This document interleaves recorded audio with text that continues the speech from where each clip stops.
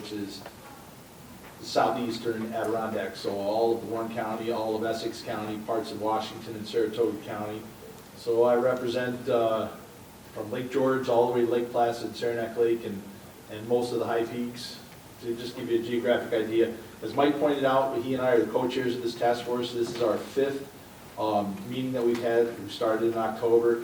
And as many of you may know, the Assembly Republican Conference, when we're not in session, in the off-session time, we usually pick up a couple of issues every year, do a deep dive into them, get these forums around the state, collect information, collect data, anecdotal, empirical, on various subjects, then compile them. Staff will work with us to compile a report early next year. And from that report, things like legislative priorities and legislation and budget recommendations will come from that. And I've been in the Assembly now, this is my fourth term.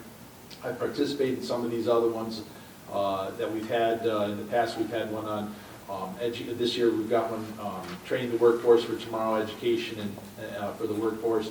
And then in years past, we've had one on domestic violence, the opioids crisis. So, you know, these big kind of issues that are important to New Yorkers, and of course, what we're focused on now is water quality and the needs that have been identified around the state, but we want to collect some information and to put that report together. That report will be made public next year. And as far as the rules tonight, we'll take everyone's comments. If you've got written testimony, or if you want to send us an email testimony, we'll take it. And again, that will all be saved for the record, and we'll compile it into a report later. So thanks for having me down here tonight. It's great to be on Long Island with my Long Island colleagues. And I guess from there, we'll let the rest of us introduce themselves and turn over to you, Dave. Thank you, Dan. I'm Dave McDonough, and I represent the 14th Assembly District, which is the South Shore of Nassau County. Jones Beach, I always say that's my area, most of it anyway. And Long Island has a drinking water problem, just like the rest of the state. And this is something that we're going to address because it's very dangerous to know that these kids are out there drinking water in water fountains, in schools, and there's no really good testing going on. And we have to make sure that this is the lifeblood. Let's face it, without this, what would we have? We wouldn't survive. So I'm looking forward to what Dan and Mike have put together and your input. Thank you. Thank you, Mike. I want to welcome my colleague Dan Steck down to Long Island. Good to have you here, Dan, and his co-chair, Michael Petrie, and thank you guys for your focus on this issue. I don't want to belabor the point, but you know, obviously, clean drinking water is an essential thing.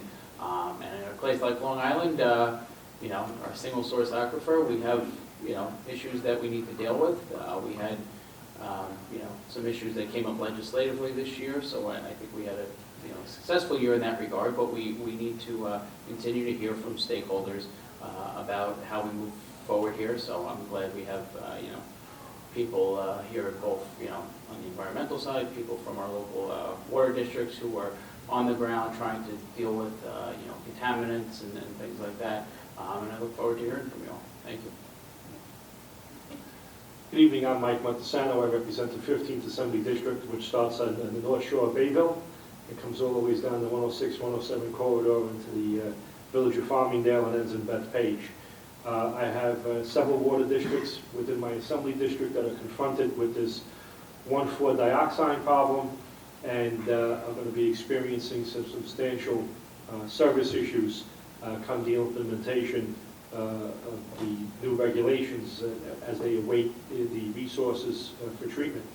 So we're very interested tonight in what's going to be spoken of, and we hope that our report stimulates the executive branch of the government to fund these programs adequately, so it's not all shouldered by the taxpayers locally, and that some of these regulations are really scrutinized and looked at so they can be complied with and given in a reasonable amount of time for their compliance. So we're looking forward to hearing what everyone has to say tonight. And thank you for coming, and thank you to my colleagues for sponsoring this event tonight. Thank you. So as far as testimony goes, speakers will be limited to approximately 5 minutes. So we have here on the board 3 minutes, but due to the fact there's technical difficulties, it'll be for 5. So just keep it around there. Will there be questions that will be provided afterwards? Should any of assembly members have any questions, we'll provide a Q&A. And anything else that we want to add? Any members up here before we call our first speaker? Perfect. So first person to speak will be Lawrence Zano, Treasurer, Nassau Suffolk Water Commissioners Association. Lawrence?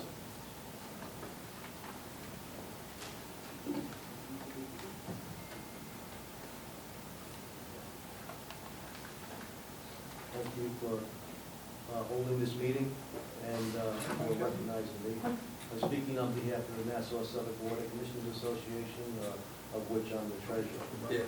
Lawrence, can you just try pushing the button just to make sure? There we go. Thank you for holding the There we meeting. go. Sorry. Thank you for holding the meeting and recognizing our issues that we have here on Long Island. I'm going to read a statement from the Nassau Suffolk Water Commissioners Association, of which I'm the treasurer. The health and welfare of Long Island residents and the protection of the Long Island public water supply have been the primary concerns of the Nassau Suffolk Water Commissioners Association since our inception in 1981. The Nassau Suffolk Water Commissioners Association represents over 625,000 residents in 21 commissioner-elected districts.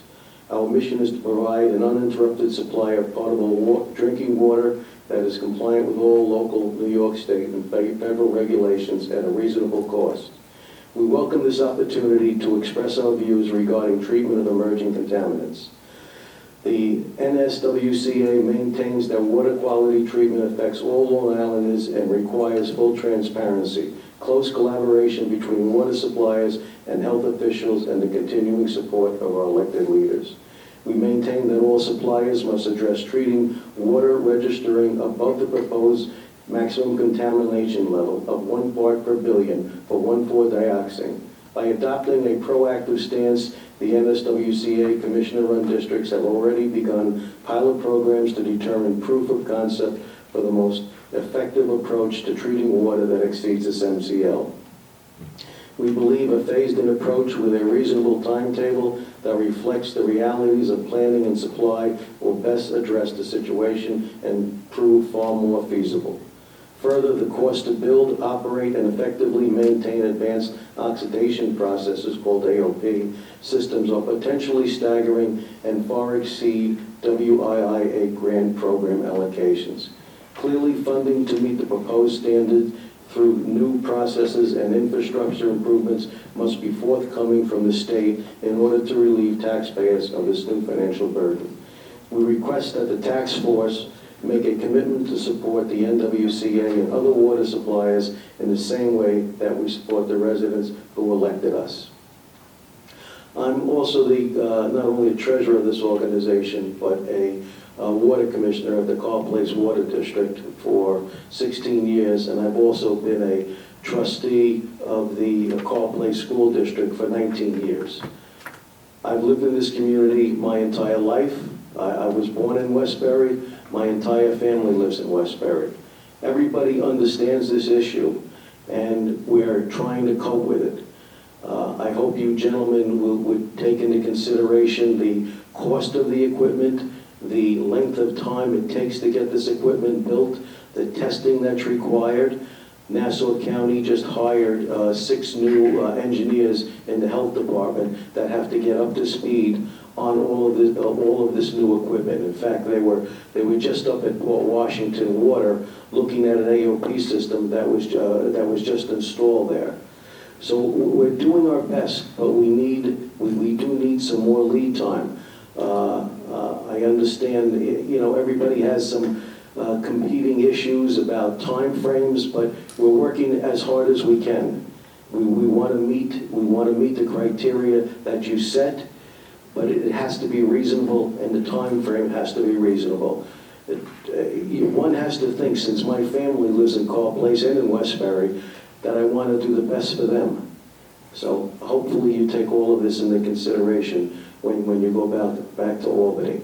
I thank you gentlemen for your time, and I look forward to hearing what your responses are. Thank you. Assemblyman Montesano? Yes, thank you, Mr. Zano. Just a quick question.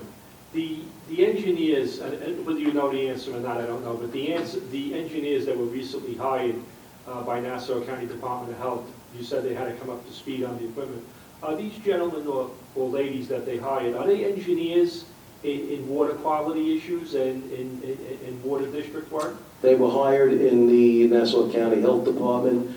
I would imagine that they have to have some experience in the water business to be hired in that department. Thank you very much. Thank you. Just like to note as well that written testimony can be submitted in addition as a supplement to your oral testimony. We welcome that, no problem at all. We can talk about it later if you have any questions. Next speaker I'd like to call up would be Ty Fuller, Chairman and Director, Long Island Water Conference and Suffolk County Water Authority. Hi, Ty. Hi, good evening. Good evening. Senator Petrie. Good evening to you all, honorable members of the Assembly. My name is Todd Fuller, and I am the chairman of the Long Island Water Conference. And I, along with other representatives from Long Island's water industry, are here to stress our very real concerns about the rollout of the regulations for treating 1,4-dioxane and PFAS. And we're also here to enlist your help. We as water providers, we're thankful for your dedication to ensuring all New Yorkers have the highest quality water possible. This is something that everyone in the room can agree with. And while we are up to this significant challenge, we plead that you understand and maybe ask the Health Department, the New York State Health Department, for stronger guidance when implementing any new MCL and the time frame water providers have to comply. And you've heard from numerous colleagues throughout the state that treating for emerging contaminants is possible, but doing so in the time frame provided is not. It's going to take years before we're all up and running 100%. And, you know, the New York State Drinking Water. As Nassau County routinely exceeds the sustainable yield, it draws down its water table. This can cause contaminants that might normally ride above the well screens to more readily be drawn down into them and pumped up into the public water supply.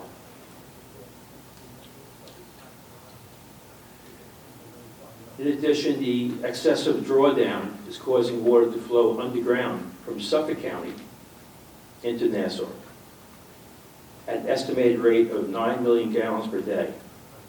So that's 9 million gallons a day is coming through the border from Suffolk to Nassau. In effect, Nassau is already taking Suffolk's water. Nassau must curtail the drop of the water table. It hopes to maintain a safe supply and restore the already damaged ecosystems. As I said last night, Nassau County might have gotten away with this overpumpage if it wasn't for their sewering policy. Nassau County collects and pumps over 105 million gallons per day of wastewater through its Cedar Creek and Bay Park sewage treatment plants and discharges it through outfalls into the South Shore coastal waters. In addition, its sewage treatment plants located on the North Shore discharge treated water to the sounds and bays. All this amounts to a substantial loss of water, which the aquifer has not been able to recover from. It's apparent that Nassau County is facing an upcoming environmental and public health crisis. Nassau County has exceeded safe yield and is pumping groundwater at an unsustainable rate. First, Nassau County must stop expanding the sewer districts that discharge into coastal waters and must stop allowing increases in sewage flows within those districts. This will require changes in the method of sewage disposal or land use. Nassau County must start recharging the effluent from its sewage treatment plants back into the aquifers if it wants any hope of restoring the balance of the aquifers. Last night, one of the speakers raised objections to recharging treated water from sewage treatment plants back into the aquifers, since there may be some contaminants. That's certainly a possibility. However, I'd rather have water that needs treatment than no water at all. Nassau is looking towards either New York City or Suffolk County to bail them out and provide them with water. It's time for the Nassau County public health officials to declare a state of emergency aimed at stopping the unabated depletion of the water supply. Based upon past history, it's obvious that Nassau County has not been able to manage its water supply, and it needs a plan to do so. Thanks for your time. Any questions, we feel to ask? Thank you, Roy. Any questions? Yeah, I'd like to ask you, what is the effect, when we know the answer, to all the stuff that we put in the ground that gets down to the aquifer? The fertilizers, the nitrogen, all of that stuff. And that has to be addressed because that's polluting the aquifer. Exactly. So the point is, if you're treating it with sewage treatment plants, you're supposed to be taking that nitrogen out, all right, and removing the contaminants. Now you got to get that water back into the mainland, back into the aquifer. You've dropped your water table by pumping so much water out and throwing it away out in the ocean, or in some cases the bay. So that's the problem. You're not recharging. And Suffolk County is very lucky. They're still using individual septic systems, and that water's going back into the ground. Unfortunately, they are following your footsteps. They keep expanding the sewer districts, Southwest Sewer District's expanding, Kings Park District's expanding, and that all goes out into the ocean or the sound or the bays.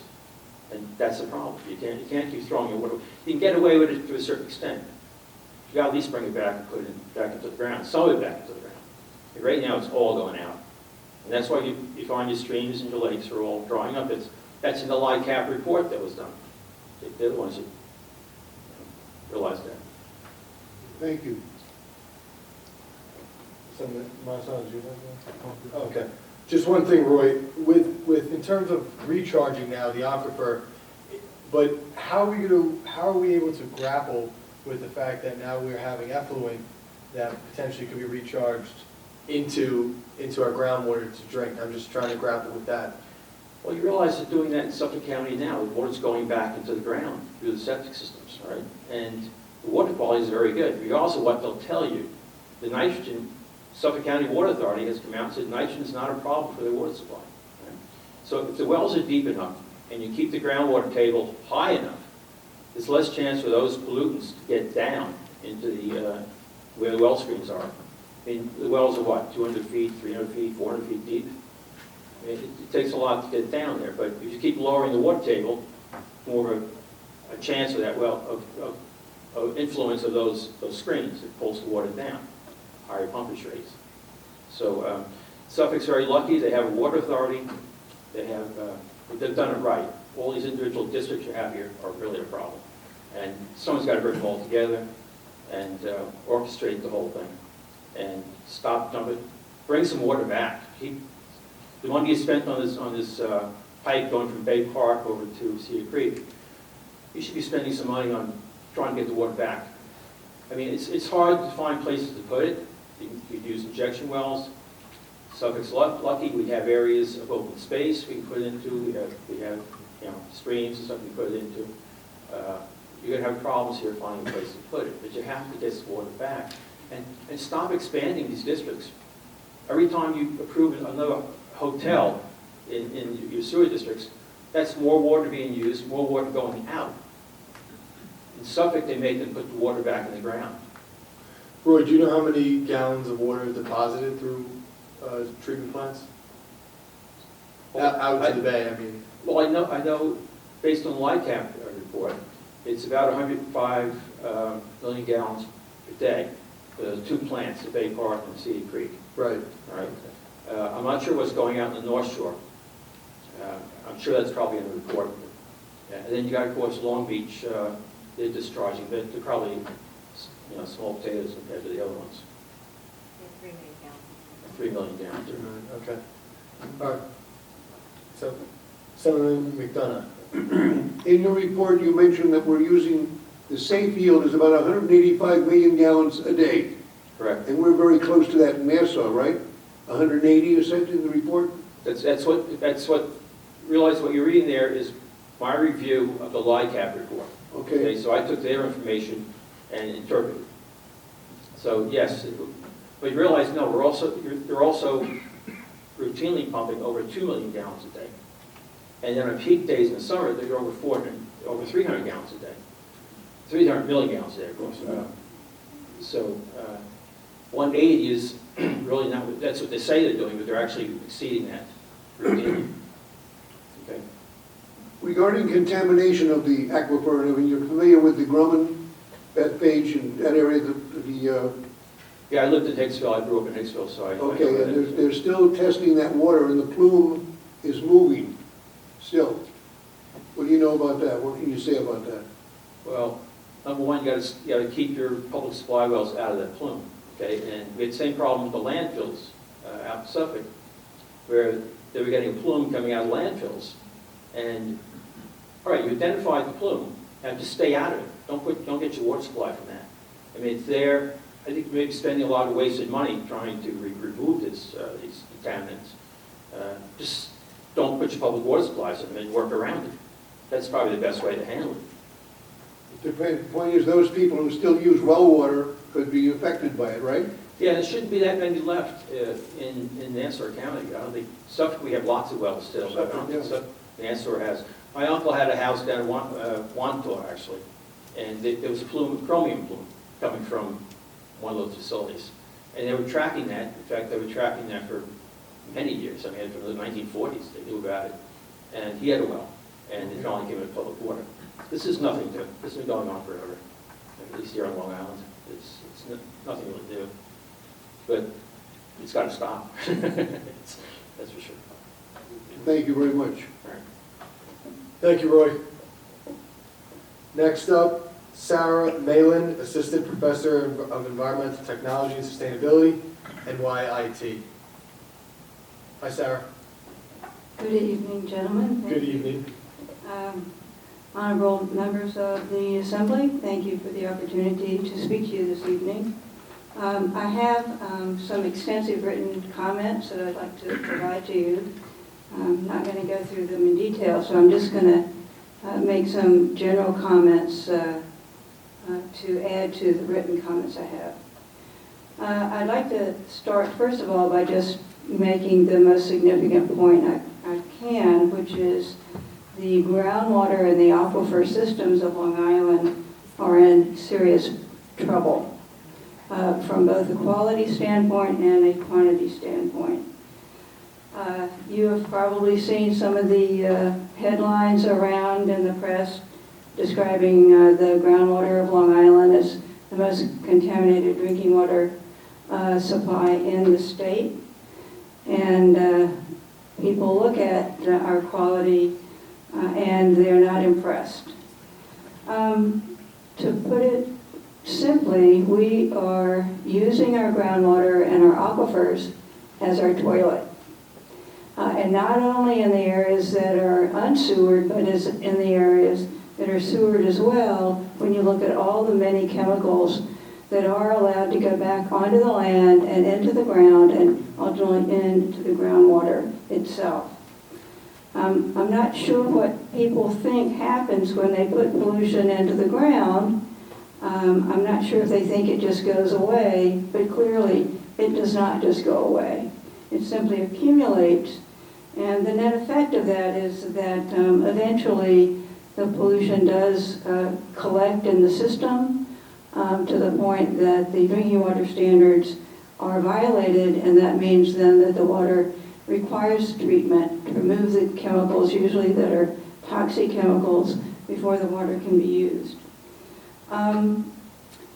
So I think most people would be shocked to understand how much water and contamination goes into the aquifer and how much pollution is in these many discharges. So really the bottom line is we need to stop this. So, you know, the ultimate question is, well, why is this happening and how is this happening? Basically, when you look around the rest of the United States, most states and most large communities that rely on groundwater, they set up special agencies specifically to manage that resource. And it manages it from the context of what are the needs of that community. We don't do that here on Long Island. We have an array of agencies that all have a little piece of the responsibility to protect the groundwater and the drinking water supply. But there's no single agency that has the responsibility to do significant management of the resource that is required. And that's really ultimately what we need to be looking to. So we don't have an agency that has set goals for what do we want to accomplish in the next 5 years or 10 years or 15 years to improve groundwater quality. We don't have a lot of basic science underpinning many of our policies. We don't have a vision for how to get to where we want to be, and we don't really have much in the way of leadership to get us there. So we have this large gap between a resource that really is critically important, that we want to be a sustainable resource, and we don't have any of the mechanisms to make that happen. When we look at the programs that we do have in place and that we are relying on, there's some really serious problems with these individual programs. So for example, if you look at the Speedies program, which I'm sure you're all familiar with, the intent of that regulation that is authorized under the Clean Water Act is to prevent pollution from going into a water resource. But unfortunately, the science that has driven the policies for Speedies permits is surface water science. It's not groundwater science. And so the policies that may work just fine for issuing permits to discharge into surface water may be completely, and probably are completely, inappropriate to be applied to groundwater, because groundwater works entirely differently than surface water. We don't have adequate standards in place in the permits to cover all the many chemicals that we know are in discharges but are not properly removed in traditional wastewater treatment plants. We need to be looking to upgrade the standards, expand the standards on when we have MCL set for 1,4-dioxane and the PFAS chemicals. Those need to be immediately rolled into standards for Speedies discharges. If we look at the well permit program, which deals largely with quantity management, there are real problems with that program as well. It is designed to authorize the withdrawal of water from our aquifers, and it's now expanded to regulate withdrawals around the rest of the state. But unfortunately, when they expanded the law to be statewide, they exempted Long Island from a number of the components of the expanded program. Right now, the permits have to be renewed every 10 years. Initially, the permits are a public process. Once the permits come around to being renewed, the process is secret. There are no public notifications when a renewal is applied for. There's no opportunity for public input when the permit is being considered for renewal, even if circumstances have significantly changed. And also under the statewide program, there is public reporting on the totality of withdrawals. There's a mapping of where significant withdrawals are coming from. None of that applies to Long Island, and that perpetuates a lack of knowledge about what's going on in the aquifer system. And I'll just wrap up by commenting that a lot of chemicals are getting back into the aquifer, but the single category of chemicals that have caused the greatest degree of groundwater contamination are VOCs, volatile organic compounds. It is not a coincidence that where we have massive amounts of VOC in the groundwater, specifically in Nassau County, that is where we're finding the greatest degree of 1,4-dioxane, because there's a direct link between VOCs and 1,4-dioxane, because 1,4-dioxane is typically a component of many VOCs. So you brought up the issue of Bethpage. The Bethpage plume has been tested for 1,4-dioxane. They took over 650 samples of groundwater in the plume. Over 300 samples came back as a positive for 1,4-dioxane, most well above the MCL that is being considered for that chemical. So we cannot be lax in the regulatory response. When we are aware of contamination getting into the aquifer, there must be a rapid and rigorous response to deal with that as quickly as possible. I'll conclude my comments now. Thank you. Thank you very much. Any questions? Any questions? I just have one question. The exceptions that you were speaking about, how Long Island was exempted from the various laws that you were speaking about, do you have an understanding of why? Or any curiosity or anything like any? I don't know the details. My sense is that there was a reluctance to put that burden on the Region 1 office because there was simply not the staff, and it would have been a significant amount of information to make public. But the consequence is that we have no public reporting from the state agencies that are responsible for this resource. We aren't notified annually of how much water is pumped on Long Island. We aren't notified of a lot of consequences of activities that are regulated, but we don't become aware of how that is impacting the resource. So when you have a kind of a bottleneck where information is coming into regulatory agencies, but none of it goes out so that the public and others can understand the consequences of what's going on, then it's not a surprise that people still remain disconnected with the fact that their resource is being damaged, that it is not sustainable, especially here in Nassau, and that ultimately people will pay the price for that because it will be reflected in what water utilities have to do to make the water drinkable, and that cost will eventually be passed on to the residents of Long Island. Thank you very much. You can leave your written testimony in the back, please. Okay, thank you. Or Mr. Grucci can take care of it. Thank you. Up next, we have Adrian Esposito, Executive Director, Citizens Campaign for the Environment. Hi, Adrian. Hi. Good evening, Assembly members, and thank you again for, holding these very important water quality hearings. I'm the Executive Director of Citizens Campaign for the Environment. I want to make a couple of remarks today that are different from last night, and some of them, Assemblyman Steck, will be the same. I asked your indulgence. Quite all right. Thank you. The first is that, we hear a lot in Nassau County about water quantity. And in Nassau County, we are experiencing what's called groundwater mining, which means that we are withdrawing more water out of the aquifer than the rain is able to replenish each year on an annual basis. Some will tell you, as you've heard today, just use the sewage, the treated effluent to recharge the aquifer. It's a very cavalier attitude to say that, and it's not that easy for two reasons.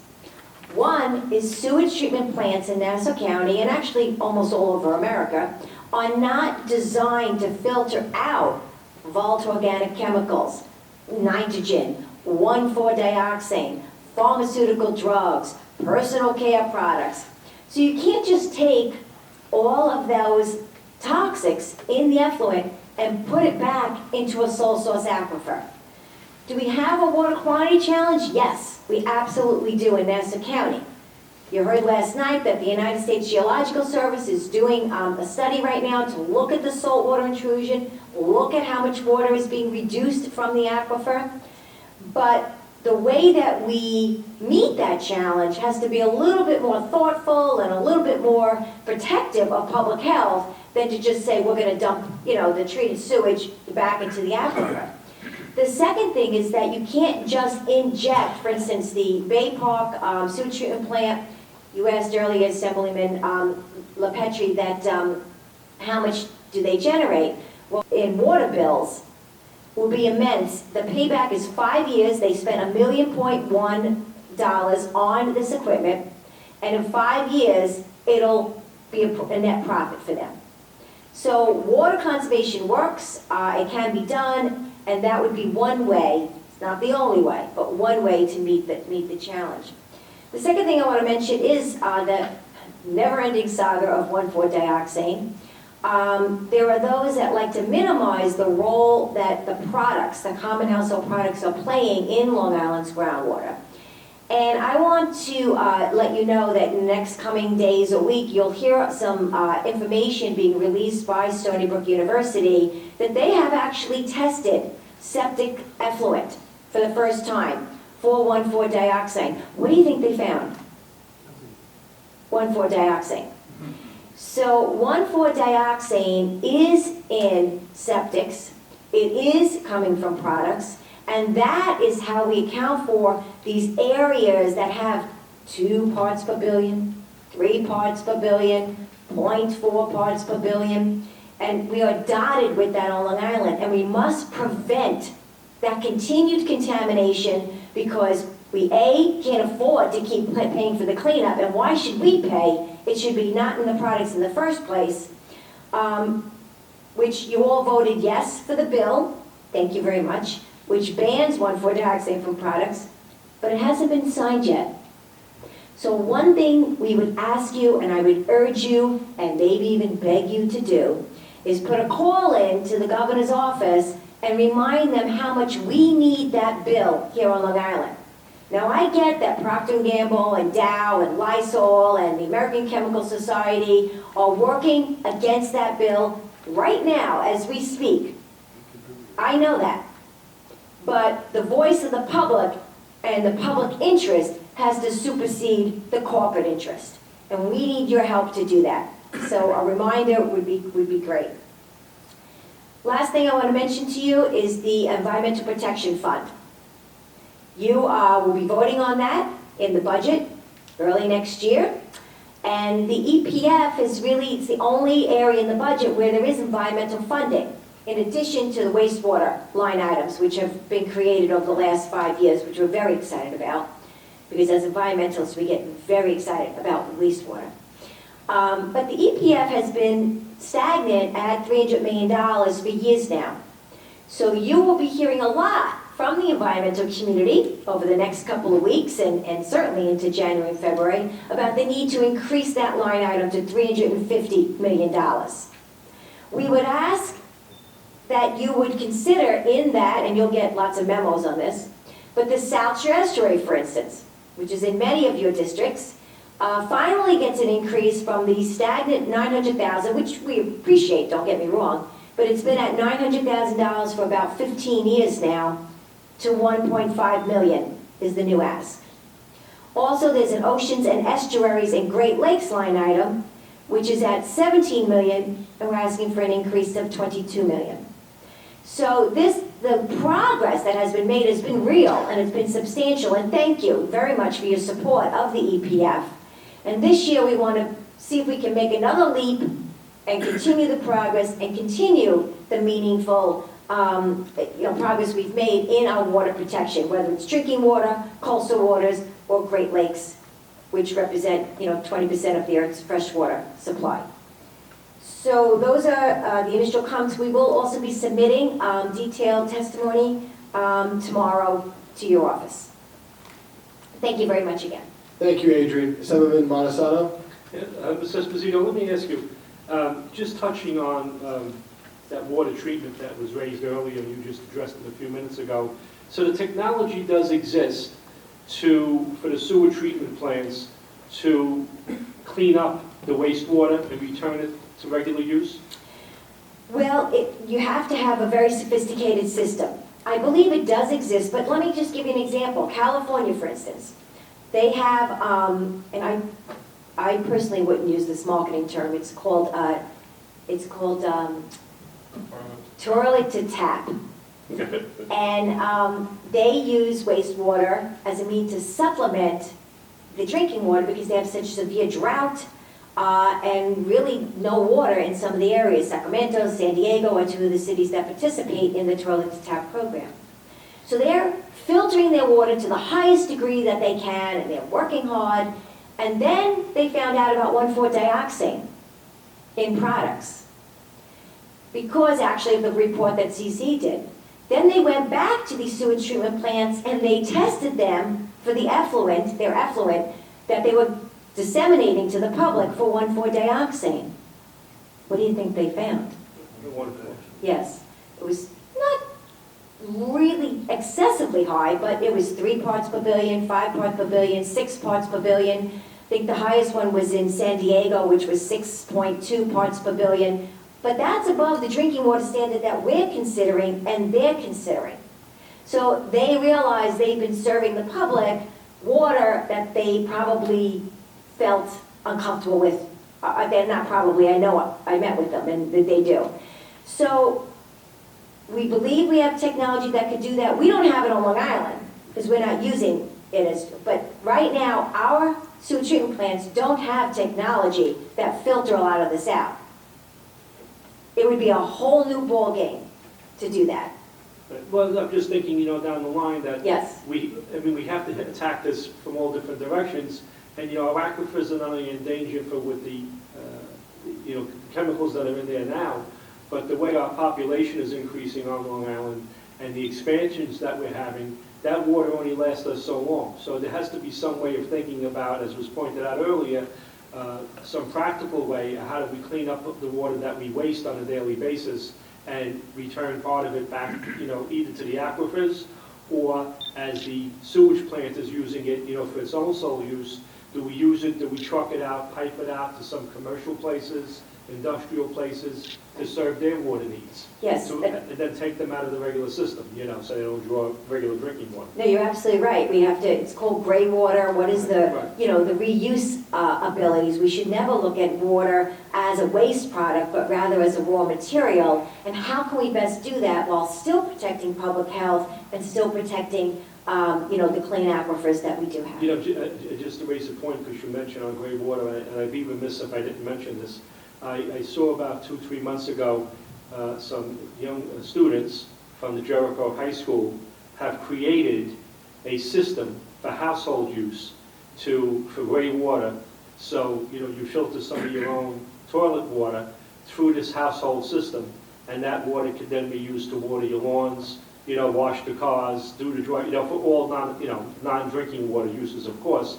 But it was a very interesting system that this class developed, and they're trying to get, some professional people to make the full size for them, and then they try to get a patent on it and stuff. So, people are thinking about this, how do we make use of our water at home, for household needs. Which is critical. Look, we take water for granted here on Long Island. We turn the faucet on, it comes out, and we're happy. But you're absolutely right. In the future, that may not be true. Thank you.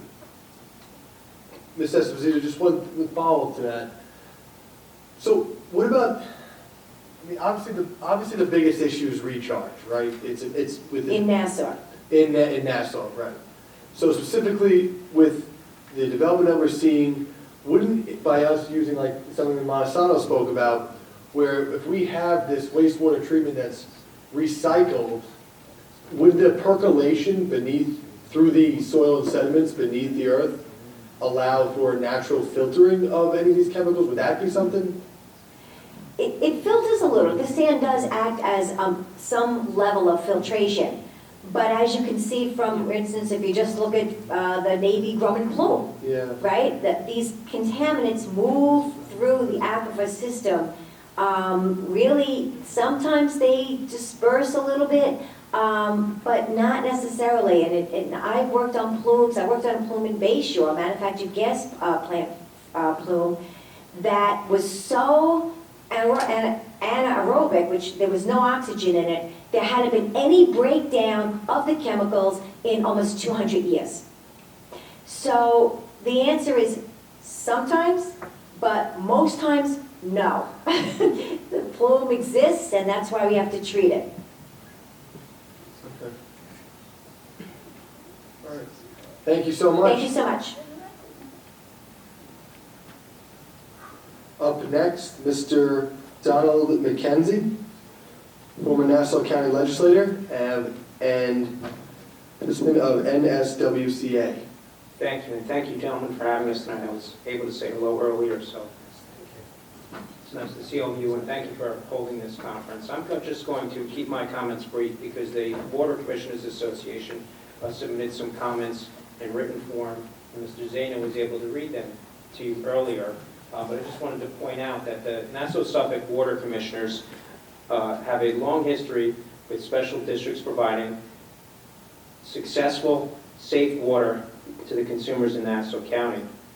Together with their governmental officials and elected officials, they've worked hard to protect the water quality in this county.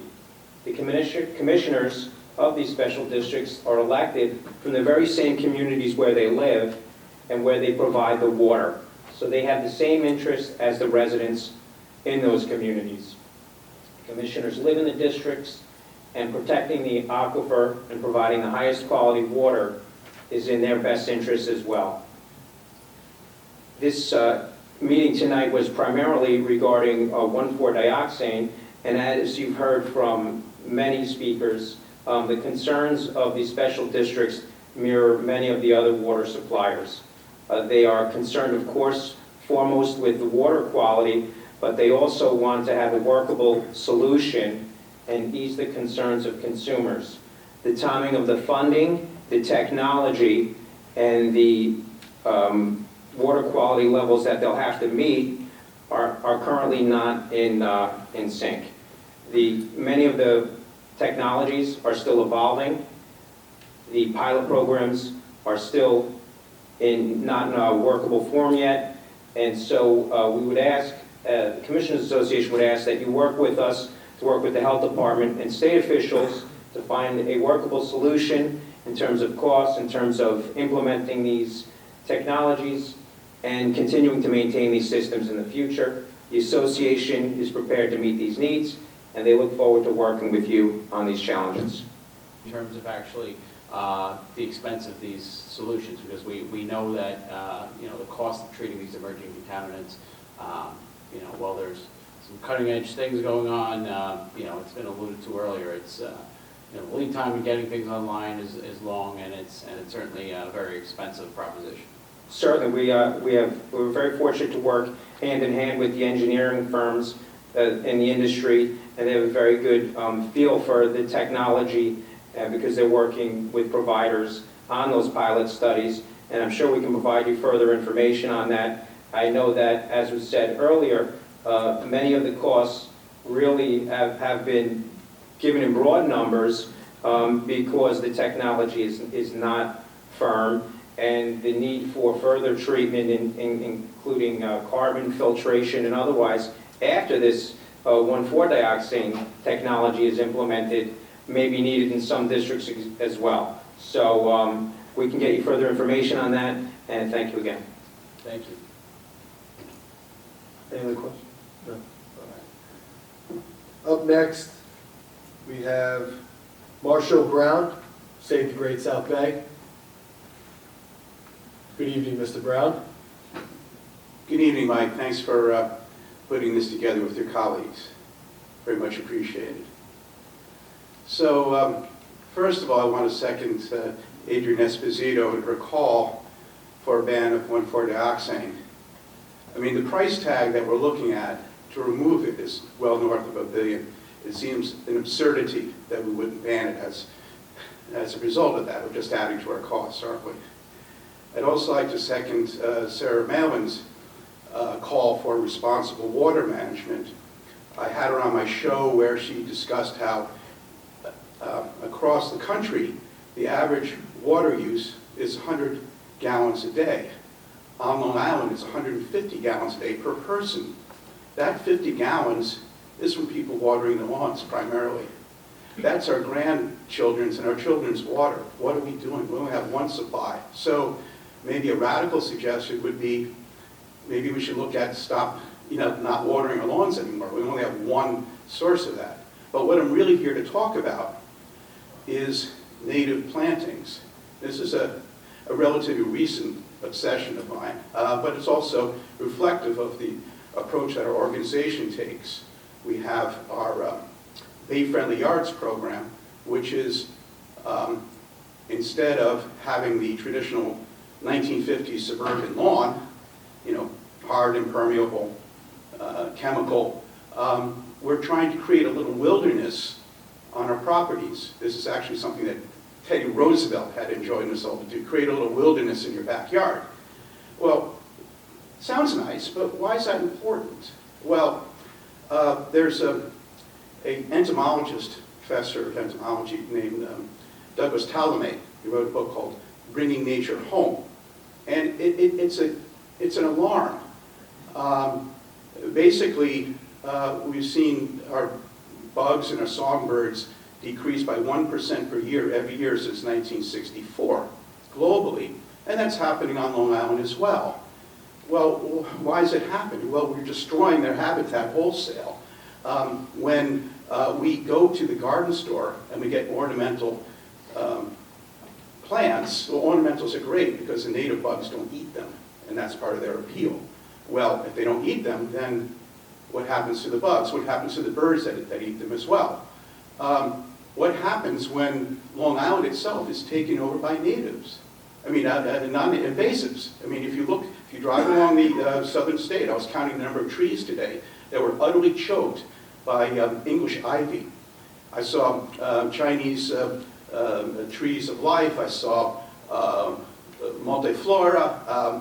It's everywhere once you start to look. And if you look at a map of Long Island, and I hazard to say in your districts as well, if you look at what percent of the land in your district was native plantings 40 years ago versus today, it would shock you.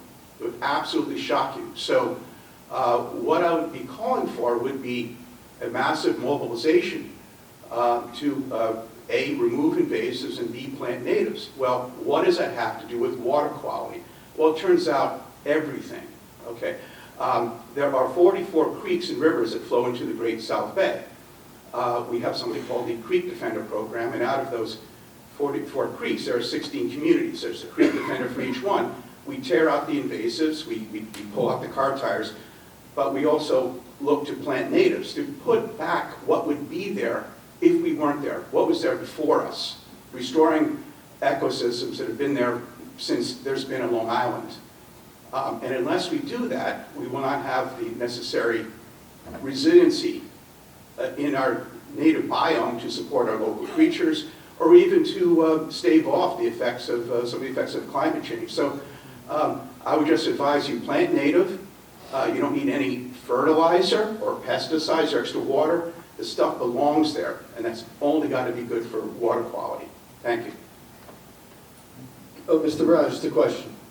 With these invasive species, though, do they, are you concerned about them in contaminating or maybe drinking the water more than a native plant? Therefore, because they have no natural enemies, because there's nothing here that's going to eat it.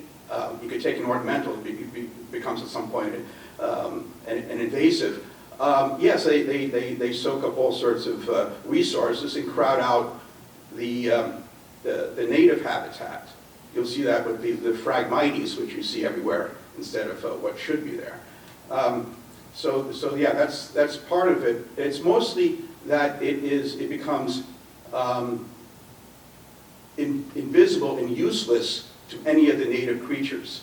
They can't eat it, they don't know how to digest it, they didn't evolve with it, but it's here. It's here because starting like in 1740, we thought it would be cool to bring back plants from Japan and China and bring them here. And now we're facing results.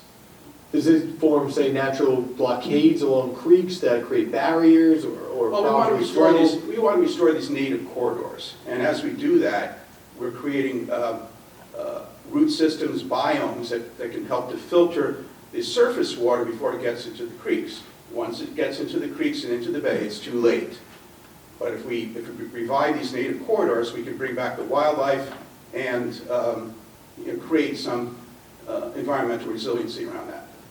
What type of proposals on the state level do you think? I know you're speaking about these creek defender organizations, but on the state level, how could we better assist them to create, or I should say, develop these corridors? Well, I think the first thing that we all need to do is we need to overcome plant blindness.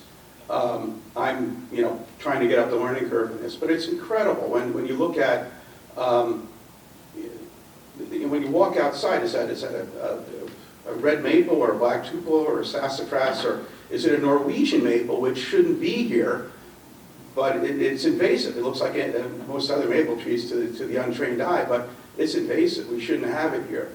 So the first thing is education. We've been working with the South Shore Ester Reserve to create more awareness around what's invasive and what's native. We're working with the Long Island Native Plant Initiative and the Long Island Invasive LISMA is the acronym. But we're also working with a greenhouse, a garden store, and a native plant farm in order to create both the demand, both the supply for native plants, which are hard to find generally, and a demand for it. We need to have people recognize. I tell people we're in the civic beautification business. It just happens to be good for the Bay, right? So grow native, as we like to say, go native, go local. You know. Thank you, sir. Appreciate it. Up next, we have Kevin McDonald, Conservation Project Director of Public Lands at the Nature Conservancy on Long Island. Hi, Kevin. Hi. Well, thank you all very much, and for those of you that have been suffering through these over the last few days and still tomorrow, you have our condolences. But in all seriousness, thank you for the effort and for your tour. And my function at the Nature Conservancy is to deal with major policy issues that are necessary to be changed. I enjoyed history when I was in high school and college, and I particularly enjoyed the tension between the Soviet Union and Western democracies. And when the Soviet Union collapsed, years later, because you can't write history in the moment, it takes a little time to pass where you can then see what happened. The argument was the Soviet Union's collapse was one of the most spectacular, nonviolent moments in history where a major power just sort of gave up. And the question was, how did that happen? And the consensus was, it happened because nobody could defend it anymore, and nobody would.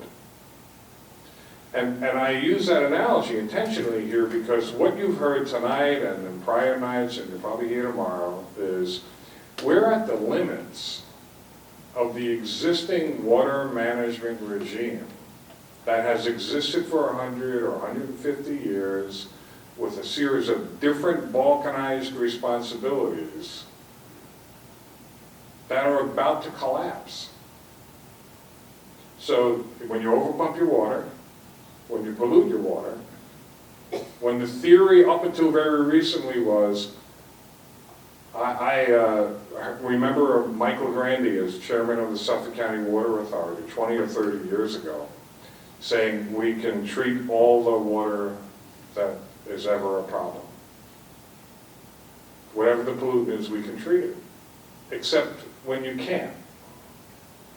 And then you hear the challenges we have today. There are new pollutants that we didn't know existed 5 years ago. Now they're really expensive to pollute, and we don't have the technology. So either those of you that either have children, grandchildren, or remember your kindergarten days, you know, the rule was whatever you take out, you got to put back. Whatever mess you make, you got to clean up.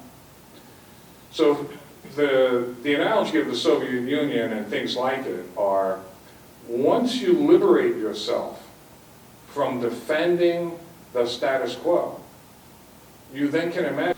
So we're on the cusp of finally recognizing how we're doing this needs to really be reinvented. Some would say tossed out entirely. My colleague and his friend from forever, Sarah Malin, very delicately said it's time to rethink about how this is done. It's all the same message. We need to do this differently. We need to do it better. When you overpump water, and it's the cheapest water in the United States, you don't have to wonder why you're overpumping water. Right? If you're using water and you have to return it back into the environment as clean as you got it, then you're responsible for what you're doing to the water before you put it back into the environment. So the next person who comes and needs that water can confidently rely on that resource being uncontaminated and safe for their purposes. When you only manage for water so that it meets a public health concern, we forget and we end up with the problem we now have with bays and harbors contaminated with nitrogen pollution because the environment can't handle as much nitrogen as people can, in fact, drink. And that's what's going wrong. Now, I never imagined I would be in the human waste infrastructure development world. But we're in this arena now. The Nature Conservancy is institutionally in New York in this arena because if you believe that, or you believe that protecting the land and waters on which all people live, you have to protect the water. And what are the sources of water contamination? Nitrogen pollution, cesspool pollution. There's technology to address it. We need to do the funding that enables homeowners to change those systems out. Many of you likely voted for some of the recent water capital budget appropriations that have been advanced in the last few years. We appreciate that. The EPF should be at a number bigger than 300 million. It should be at 350 this year and on its way to 500 million soon thereafter. I echo my good colleague and friend Adrian Esposito on that. But, you know, I want to encourage you to continue with the possibility that it's really time to think big and bigger than what we're doing. And let me be real clear about this. Some folks are in the room, they're from water companies and other things. This is not a knock on them. I think they do the best they can with the arena they operate in. And their arena is largely controlled by the creation of governmental charters, in some cases that your predecessors created. So if you really want to do them a favor, we should really rethink what's not working and how it can be made to work better. And let me leave you with the last thing, because some of you, if you're not from Suffolk County, you don't know this. So there's a lot of conversation about advanced treatment for on-site systems. It has great mystery attached to it. It shouldn't. In other parts of the country, in places like Minnesota, Fuji systems with drain fields are installed. They don't freeze. How do I know this? Because I've met a bunch of people from Minnesota who told me they approve them all the time and they don't freeze. But we have conversations on Long Island like, really? Do they work? So I now have one. And people go, how's it work? And I said, how does your catalytic converter on your car work? And they look at me kind of stupidly, and then they say, what kind of a question is that? And I said, same answer, right? I flush, it all goes away. Nothing else happens. There's no bells and whistles, there's no music. It just goes away, like it used to. It just goes away, producing 80 or 90% reduction in nitrogen pollution, and because it goes into a drain field that is shallow, in the not too distant future, microbial activity will eat the pharmaceuticals, the personal care products, and further reduce the nitrogen that comes out of the Fuji system that was installed. And the Fuji system has 5 million systems installed across the world. Many in Japan. They're very anxious to work more on Long Island. So some of this is complicated, and some of it's really simple. The technology is simple. It's just new here. So I want to continue encouraging your expanded view of big picture thinking of how we would do this differently. And I promise you, if you sat down and said, what's the best way in a modern society to care for water, for the full cycle use of the water, from the moment it comes out of the ground, goes through various uses, and goes back into the ground again, what would be the best way to do that? You would not come up with what we have. And again, it's not a knock on the existing people who do the best with what they have. It's time to rethink how to do it better. And the last point I would just leave you with, we're paying a lot of money to improve sewage treatment plants and nitrogen contamination and on-site waste disposal systems.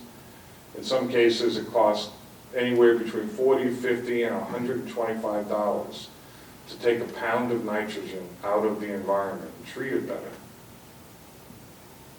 And then we're going to treat our water so that it doesn't have PFAS, doesn't have 1,4-dioxane, doesn't have a whole bunch of other contaminants.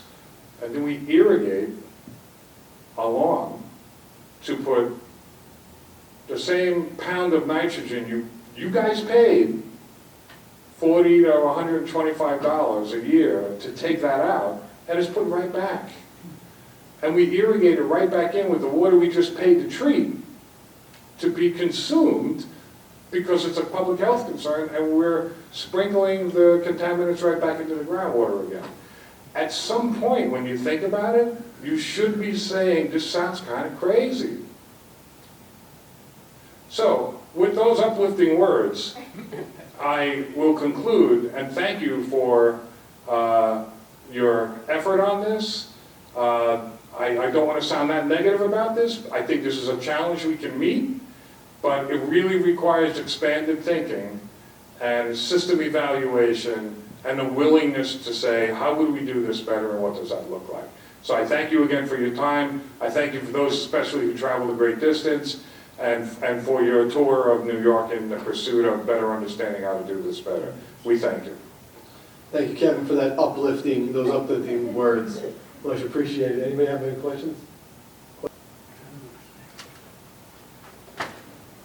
Up next, we have Dr. Isapur and her associate Brendan Burke from SUNY Farmingdale.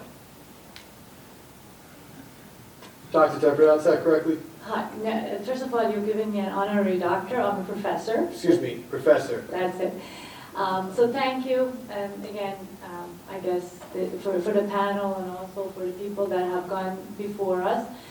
I totally agree there should be a ban on any product that creates a dioxin because that's we should be treating our water as a sacred entity. So I'm here to not talk about dioxin. Dioxin is a relatively new problem. Here to talk about bed-page plume and the radionuclides on our water on Long Island.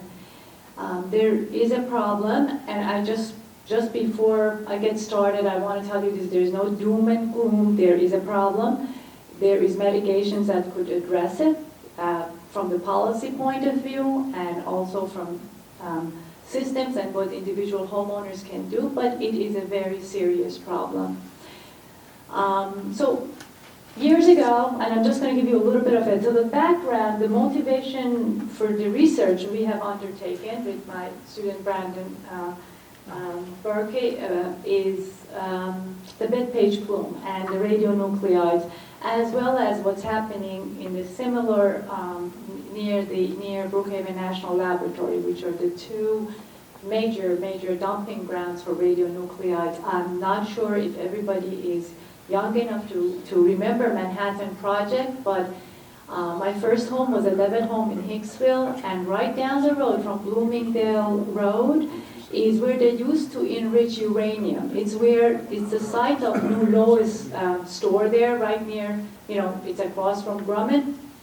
And I don't think people knew back then that they should not be dumping this into the ground. The waste product from enriching radionuclides were just dumped simply on site. Not realizing that these things stay in the ground for millions of years to come. And they just change into isotopes and release things that are very harmful. Unfortunately, the reason this has not been traced much earlier than now is because people don't die of it immediately. People can come up with, have all different sorts of cancers and autoimmune diseases as a result of this. So what are some of the findings? So this was really the motivation of why we started kind of this research. And there are really two findings that I want to focus on and talk about. One is we do have a water quality standard or act, which is a federal, federally mandated, regulations that the water districts do comply with the Long Island. So I don't want to put any blames on water districts. But I do want to tell you that there is no requirement currently for measuring radon 222 and radon 220, which are byproduct of radionuclides in the drinking water. I live in Woodbury. I have tested my own water, and I have excessive of 357 picocurie of radon 222 in my drinking water. So it's very high. This is a standard in Europe. In drinking water is 300. So I know that myself and my family are at some risk. So this is very personal to me. In addition, and I have lost my father due to multiple myeloma. My parents live in Bethpage, right behind Grumman Plant 26. So I cannot prove to you that my dad died of cancer because of the water problem, but I can tell you there is ample research that says if you are predisposed to it could be genetic predisposition, male versus female, child versus an adult, and the amount of water that you drink from a certain source, that it could cause cancer. So with that being said, there is also another issue that we're up on, and that is so right now there is no standard for radon in drinking water, but there is a standard for other radionuclides, namely radium-226 and 228. So if any one of you look at your water quality report, and water quality reports are public. Suffolk County Water District does a much better job in putting the records online, so you could go online and figure out where you live and which well do you drink, and then you could look at the reports. I get a report every May, and I found out that radionuclides in my water are not being tested every year. And water districts are allowed to blend water when they measure these things, and that does not indicate that the water report that I get at my doorsteps is not necessarily the report on the water that I consume at my house. So there are issues, and I don't have time to go through all of these issues, but I want to tell you that we went one step further. We said, okay, let's look at a water quality report of a good water. That the water qualities, at least 3 or 4 people here mentioned Long Island water is good. I happen not to believe that, at least not in my backyard. So we have looked at even the standard that is set at the federal level, and even that exceeds what's harmful to your body. We have used our water numbers from the water reports on both Suffolk and Nassau County, whatever that was available to us. And in some instances, we've used data and coefficients from Oak Ridge National Laboratory. Now, Oak Ridge National Laboratory is an authority in radionuclides. I don't think we can question them. I've used their coefficients. And using their coefficients, we have found that the water we're drinking is not safe in terms of radionuclides. So I want to put Brandon on, and he can tell you a little bit more detail about some of the research he's done. I have a poster that he has, a research poster. The problem with this research is that the language that it's written in is not very easy for everyone to understand. But I am starting an educational outreach right now, today, here. And I'm putting this out there. If anybody likes to come and ask questions, we're more than willing to help them, and we're more than willing to learn. And I have tried to communicate this to the state health department. I have not received a response yet, but we'll try. And I'm glad that we've been given the opportunity to come to this forum and talk about it. I'm going to put Brandon on so that he can talk. Thank you, Professor. Brandon, if you may just please sum up your findings, though, in 2 minutes, if possible. Radium-226 and radium-228 come from a long decay chain of uranium and thorium. If one of these substances in these decay chains are present in the water, all of them are, and therefore there should be multiple regulations set by the EPA for each radionuclide in these decay chains, because they're just as radioactive, just as harmful. An analysis from the Agency for Toxic Substances and Disease Registry, they analyzed over 700 wells on Long Island and found that a byproduct, lead-210, of a uranium decay chain contains an average among all 700 wells of 856 picocuries per liter. Assuming secular equilibrium, if that's the case, that entire decay chain yields a dose that is over 2,000 times the limit set by the EPA for radioactive dose ingestion. This is equivalent to 8 full-body X-rays a year just from drinking the water. Every year, if you drink this water and you're born and raised there, you get an increased rate of developing cancer by 0.4%. By age 10, you'll have an 8% or 4% chance of developing a fatal cancer. By age 15, you'll have a 10% chance of developing a fatal cancer. And by age 30, you'll have a 20% chance of developing a fatal cancer. Brandon, if I may, what recommendations do you and the professor recommend then for radon? Radon is a gas that is lodged in the water. If you boil your water, shake it, or get a zero filter, that should filter out the radon for you. So basically, you either let your water mix it or boil it first, cool it down, and then put it through a zero filter. That's not a Brita filter. A zero filter is a 7-stage filter that actually gets rid of the other particles. And one of the things you have to do is no matter what filtration system you use, change the filter part of it more often, at least twice as often as it's recommended. In other words, if it says change this filter for 40 gallons of water, you change it every 20 gallons of water, because some of these radionuclides, if they get stuck in the filter, after a while, they can start acting as a source itself. When in doubt, and for children and babies, drink distilled water. Give them vitamins for the minerals they'll be missing. Distilled water will not have this. Okay. Thank you, Professor. Thank you, Brandon. Appreciate it.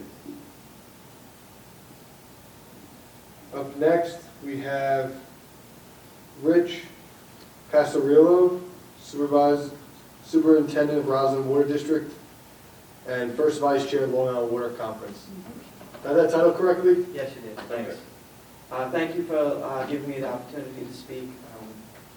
I want to go back to 1,4-dioxin and focus on that for a few minutes. I've been an operator for over 30 years. Okay, my job is to make sure that when you turn on the tap, that the water does not exceed any MCO.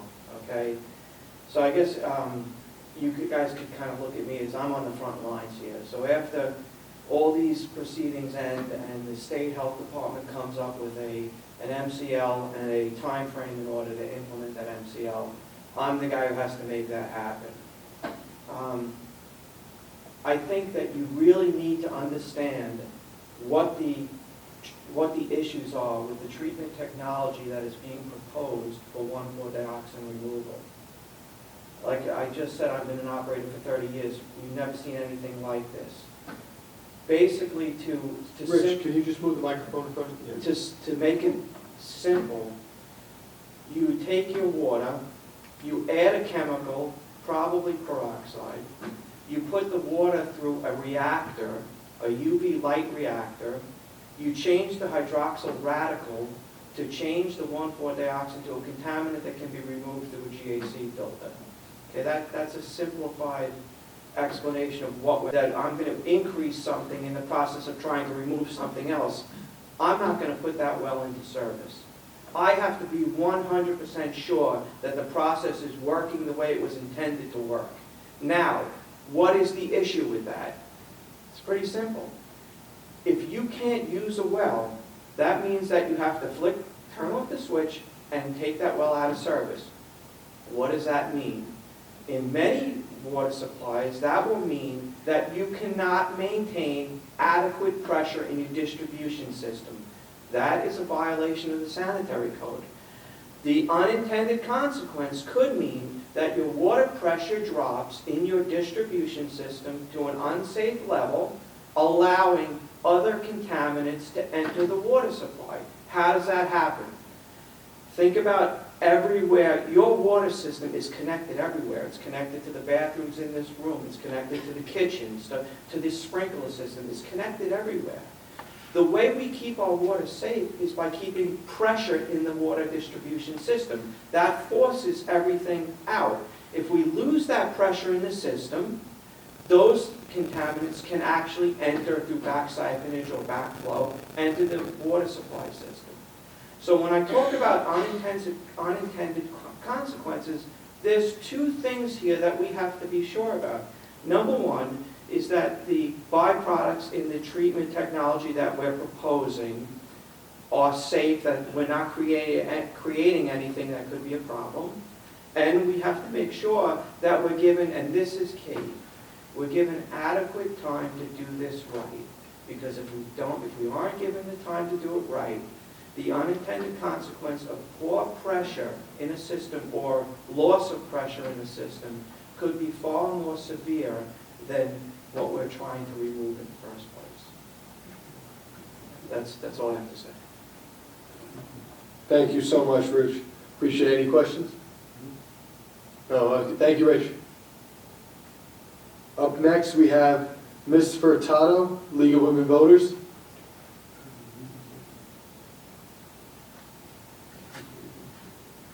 Ms. Furtado, what's your first name? Francine. Francine Furtado. Thank you so much. Thank you for having this council. I joined the League of Women Voters in January 2017, and I was quickly inclined to join the Environmental Committee.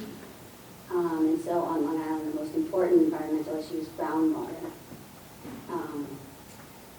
So I started researching groundwater on my own and joined a couple of local organizations who were doing that for decades, and very quickly learned that no one is managing or monitoring the quality or the quantity of our water supply. The DEC is technically responsible, but everyone knows that they are clearly not doing their work. I also began writing an environmental column for my local papers, and so I did a little more research. And I started focusing on the quality of the water supplies here. And then this summer, I mean, pretty much every news organization now is focusing on the quality issues of Long Island's water. And this summer it came out that we have the worst quality of water in the whole state. Anyway, in my research we found that the Bethpage Water District had to has detected 140 dioxin in 6 of their 9 wells, Carl Place in 2 of their 4, Garden City Park in 4 of their 6. So obviously quality is an issue, but last week I attended an event through the league, and it was specific to my particular area of Port Washington. It was the first time I heard a report about my town, and we were told that actually the quality of the water is an issue as we've closed wells due to contaminants, but more importantly, the quantity is of most importance to my area, Port Washington. As a peninsula, we are incredibly vulnerable to saltwater intrusion. That's, of course, due to overpumping. And we are falling in line right behind Long Beach and Great Neck. Sands Point, we heard, is on borrowed time. And just how long before we all figure out that nobody is managing our water supply. Anyway, through the league, our job